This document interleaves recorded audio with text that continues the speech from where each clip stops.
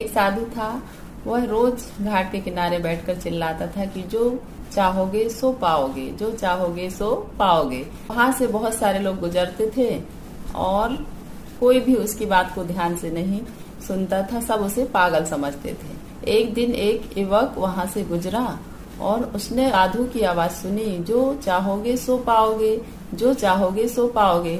आवाज सुनी और वह उनके पास चला गया। उसने पूछा, महाराज आप बोल रहे थे कि जो चाहोगे सो पाओगे, तो क्या आप मुझे वो दे सकते हैं जो मैं चाहता हूँ?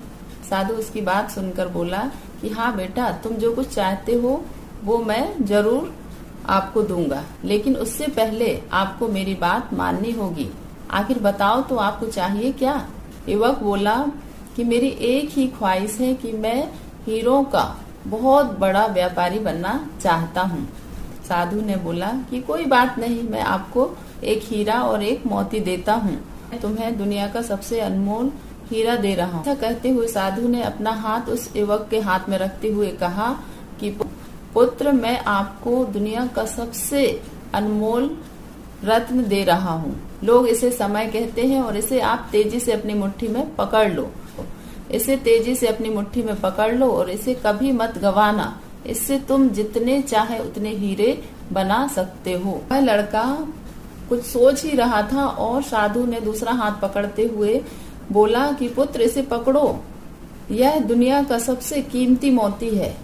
इसे लोग धैर्य कहते हैं। आप समय दोगे और आपको उस अनुरूप परिणाम न मिले तो आप इस कीमती मोती को धारण कर लेना और याद रखना, जिसके पास यह दो मोती हैं वह दुनिया में कुछ भी प्राप्त कर सकता है।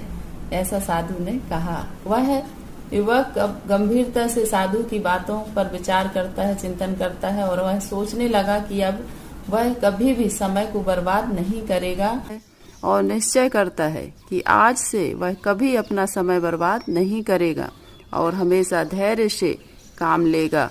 और ऐसा सोचकर वह हीरो के एक बहुत बड़े व्यापारी के यहाँ काम शुरू करता है और अपनी मेहनत और ईमानदारी के बल पर एक दिन खुद भी हीरो का बहुत बड़ा व्यापारी बन जाता है। यह कहानी हमें सीख देती है, समय की कद्र और धैर्य का धारण दो ऐसे गुण हैं जिसके बिना सफलता केवल एक स्वप्न है।